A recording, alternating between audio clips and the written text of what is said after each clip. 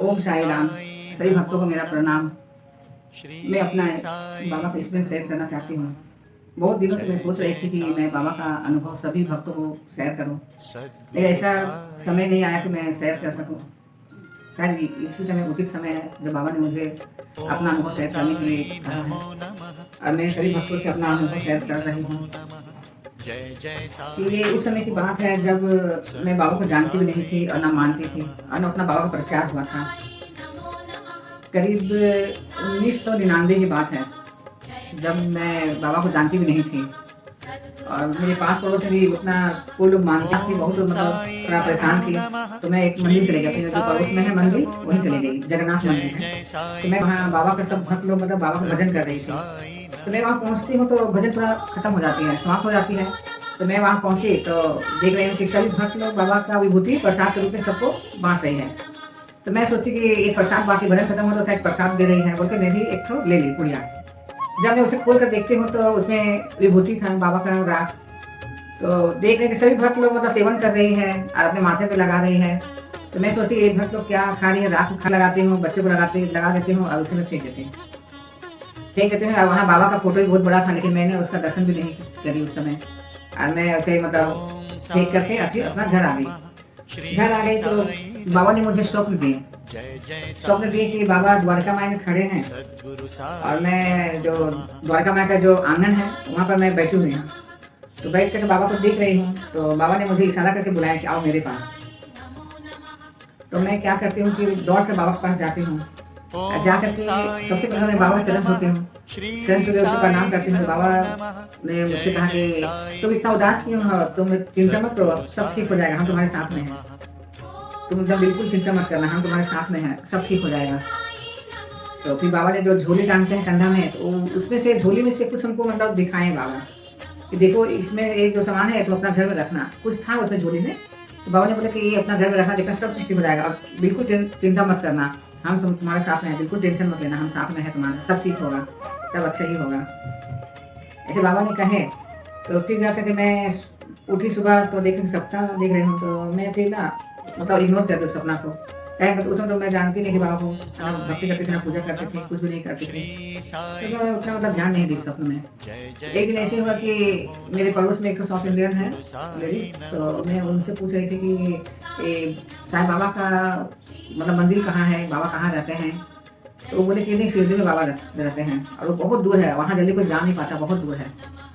तो मैं सोच रही थी कि इतना उदास हो गई कि चलो अब इतना दूर है तो जाना तो पॉसिबल है, लोग नहीं जा पाएंगे। फिर कुछ दिन के बाद में मेरे हस्बैंड पास निकाले शिरडी का, फिर उसका एक स्टाफ है, दोनों स्टाफ मिल करके पास निकाले शिरडी का। तो फिर मुझे बताया घर आकर हम लोग शिरडी का पास निकाले हैं, रजिस्ट्रेशन करवाना है। तो मैं भी बहुत खुश हो गई कि चलो शिरडी जाते हैं, लेकिन अपना स्वप्न के बारे में किसी को भी घर नहीं बताई थी। तो मैं क्या करती हूँ कि मेरे मम्मी पापा, मेरी बहन, उन लोग तीनों का भी टिकट करा देती हूँ।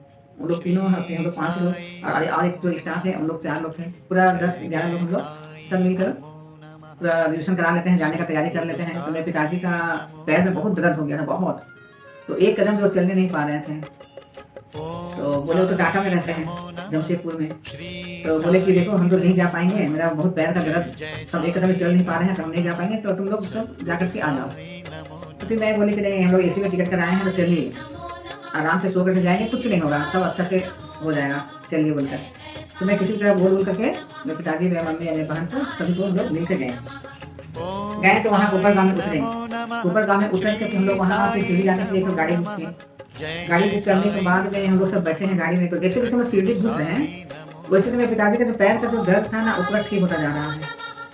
मेरे पिताजी मेरे बगल में बैठे हुए थे, तो बोले कि देखो ना, मेरा पैर का दर्द पूरा ठीक हो रहा है। जैसे जैसे हम लोग सीढ़ी की ओर जा रहे हैं, वैसे वैसे पैर का दर्द ठीक होता जा रहा है। तो मैं उसके बाद मतलब ध्यान नहीं दी, मैं तो पूरा वहाँ का वातावरण पूरा खो गई एकदम। वहाँ का पूरा नीम का वृक्ष, वहाँ का वातावरण, वहाँ का हवा में ऐसा मतलब मग्न हो गई, ऐसा हो गई कि मेरे बगल में कौन है नहीं ये भी मुझे कुछ याद नहीं है। अब मेरे पिताजी ने मुझे बहुत बोले हैं, देखो ना सुबह मेरा पैर का दर्द पूरा ठीक होता जा रहा है, जैसे जैसे हम सीढ़ी घुस रहे हैं वैसा मेरा पैर का दर्द पूरा ठीक होता जा रहा है, देखो। तो मैं उसका बात उतना ध्यान नहीं दे रहे थे। तो फिर हम लोग किसी जगह पहुँच गए सीढ़ी। पहुँचने के बाद में वहाँ जब हम लोग गाड़ी से उतरने के बाद फिर बोले जानती है, जैसे जैसे हम सीढ़ी घुस रहे हैं ना, वैसे मेरा पैर का दर्द पूरा ठीक होता जा रहा था। देखो मेरा पैर का दर्द पूरा ठीक हो गया, अब पूरा अच्छा से चलने लग गए।